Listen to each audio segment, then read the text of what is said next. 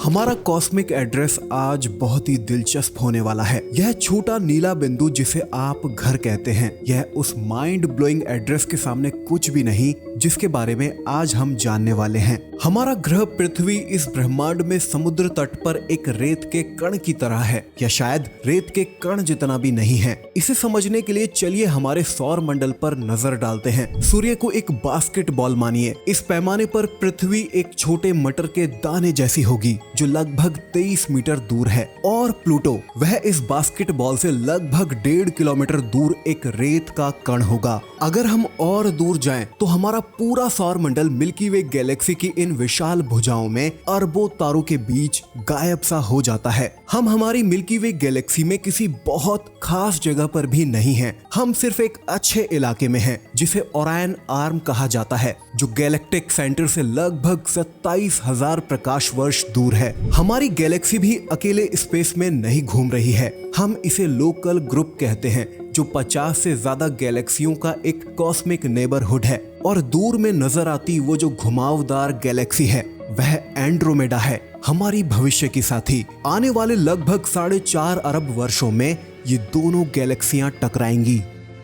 अब जब हम सोचते हैं कि हमारा कॉस्मिक एड्रेस शायद यहाँ पर आकर खत्म हो गया है, तो हमें यह पता चलता है कि हमने अपने ब्रह्मांड में अपनी जगह के बारे में जो कुछ भी सोचा था वह तो केवल शुरुआत थी। हमारे लोकल ग्रुप के पार कुछ ऐसा है जो इतना बड़ा है कि यह आपके सिर को चकरा देगा। लनाइकिया 2014 में खोजी गई इस लनाइकिया का मतलब है इमेजरेबल हेवन, यानी अथाह स्वर्ग, और इसमें कोई एग्जैजरेशन नहीं है। सोचिए 1 लाख गैलेक्सियां एक साथ बह रही हैं, जैसे पत्ते एक ब्रह्मांडीय नदी में बहते हैं। यह संरचना तकरीबन 52 करोड़ प्रकाश वर्ष तक में फैली हुई है। लनाइकिया में हमारी मिल्की वे गैलेक्सी बस एक मैप पर बिंदु जैसी नजर आती है, जो इस कॉस्मिक आउटस्कर्ट्स में बहुत दूर नजर आती है। लेकिन यहाँ रोचक बात यह है कि ये इतनी गैलेक्सियां बस रैंडमली नहीं तैर रही हैं, ये सभी ग्रेट अट्रैक्टर की ओर बह रही हैं। अब शायद आपका सवाल हो सकता है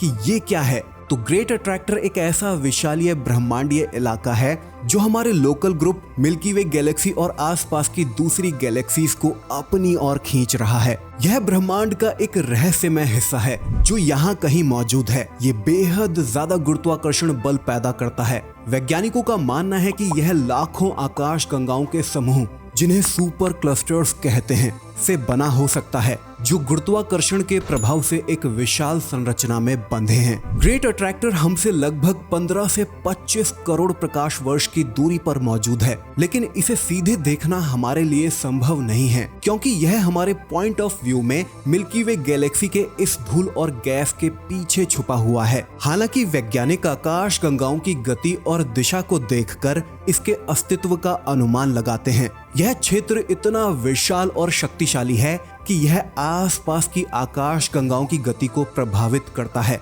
और उन्हें अपनी ओर खींचता है। वैज्ञानिकों के लिए यह एक बड़ा रहस्य है, क्योंकि हमें अभी तक यह नहीं पता कि इसमें कौन कौन सी संरचनाएं शामिल हैं और यह इतना शक्तिशाली क्यों है।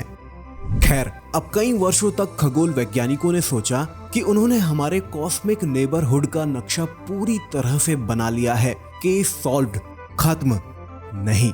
कुछ ऐसा था जो सही नहीं था। ये गैलेक्सियां कैसे चल रही थी? इस प्रश्न की गहराई में उतरते हुए सुझाव मिला कि वहाँ कुछ और भी बड़ा था। हाल में की शोध ने खुलासा किया है कि हमारी मिल्की वे गैलेक्सी और इसकी 1 लाख पड़ोसी गैलेक्सियां जो लनाइकिया सुपर क्लस्टर का हिस्सा हैं, वो खुद संभवतः एक और भी विशाल संरचना का हिस्सा हैं, जिसे शैप्ले कंस्ट्रक्शन के नाम से जाना जाता है। 1930 के दशक में एस्ट्रोनॉमर हार्लो शैप्ले ने कुछ अजीब देखा। एक क्षेत्र जो कॉन्स्टेलेशन सेंटोरस में एक बड़ा क्लाउड जैसा लग रहा था। उन्हें नहीं पता था कि वे वास्तव में एक मैसिव सुपर क्लस्टर को देख रहे थे। यह ऐसा था जैसे धुंधली पहाड़ी को देखना और यह ना जानना कि इसके अंदर तो एक पूरा शहर छिपा हुआ है।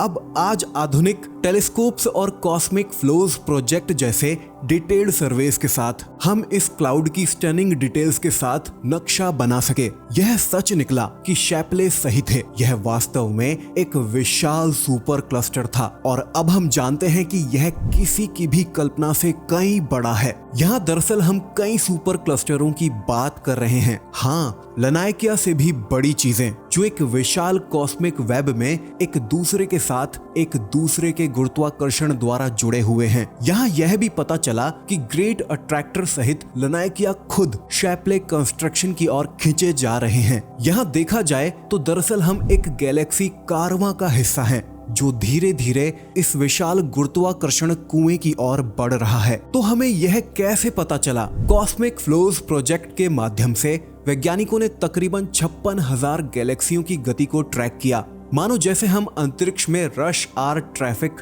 देख रहे हों। उन्होंने देखा कि सब कुछ ऐसे पैटर्न में बह रहा था जिसे केवल एक चीज से ही समझाया जा सकता था कि जैसे हम सभी एक और बड़े सिस्टम का हिस्सा हैं, जितना हमने सोचा था। क्या आपको याद है जब मैंने कहा कि लनाइकिया में 1 लाख तक गैलेक्सियां हैं? शैपले कंस्ट्रक्शन ऐसा ही है। जैसे आपको पता चलता है कि आपका मोहल्ला वास्तव में महाद्वीपों के पार फैले एक विशाल महानगर का हिस्सा है। यह हमारे द्वारा ब्रह्मांड में खोजी गई सबसे बड़ी संरचनाओं में से एक है। यह कॉस्मिक जायंट लगभग 1.4 अरब प्रकाश वर्ष तक में फैला हुआ है। जरा सोचें, प्रकाश जो ब्रह्मांड में सबसे तेज चीज है, 3 लाख किलोमीटर प्रति सेकंड की गति से भी यात्रा करते हुए इस संरचना को पार करने में 1.4 अरब वर्ष लग जाएंगे। इसका मास इतना विशाल है कि मेजरमेंट्स की स्टैंडर्ड यूनिट्स भी बेकार लगती हैं। हम यहाँ मिलियंस ऑफ गैलेक्सीज की बात कर रहे हैं जो गुरुत्वाकर्षण द्वारा एक दूसरे से बंधी हुई हैं और एक अविश्वसनीय रूप से बड़ी संरचना बनाती हैं, लनाइकिया से भी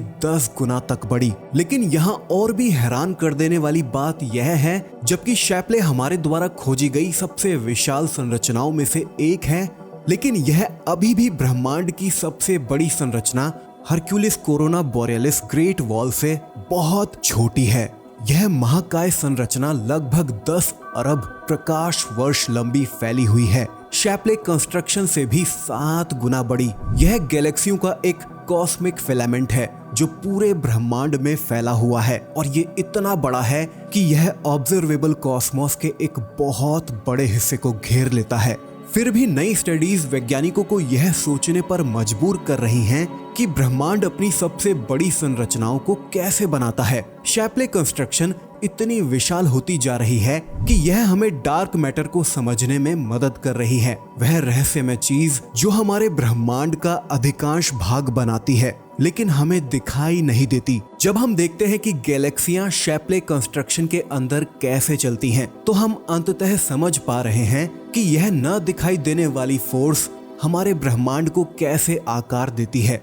यह ऐसा ही है जैसे पत्तों को हिलते हुए देखकर हवा को देखना। अब मुझे लगता है कि इस समय तक हमारा कॉस्मिक एड्रेस अंतहीन की तरह दिखने लगा है, वो जिनका कभी अंत नहीं होता। हम अभी भी अपने कॉस्मिक होम के बारे में नई जानकारियां खोज रहे हैं। हर नई खोज दिखाती है कि ब्रह्मांड जितना बड़ा और जटिल होता जा रहा है, उतना ही ज्यादा जुड़ा हुआ भी है, जिसकी हमने शायद ही कभी कल्पना की थी। वेल, आप मुझे बताएं कि क्या आपने कभी कल्पना की थी कि हमारा कॉस्मिक एड्रेस इतना बड़ा हो सकता है? नीचे कमेंट करके अपनी राय जरूर रखें। फिलहाल आज के इस वीडियो में इतना ही। अगर आपको ये वीडियो पसंद आई है तो अब आप ये वीडियो देखिए जिसमें हमने बात की है बीटलजूस के बीटल बडी के बारे में। जी हाँ, एक नई स्टडी सामने आई है जिसमें ये हिंट मिले हैं कि बीटलजूस के इर्द गिर्द इसका एक साथी तारा भी हो सकता है। इस वीडियो को अब आप यहाँ क्लिक करके देख सकते हैं, इसका लिंक आपको नीचे डिस्क्रिप्शन में भी मिल जाएगा। चलिए, मैं मिलता हूँ अब आपसे एक नई वीडियो में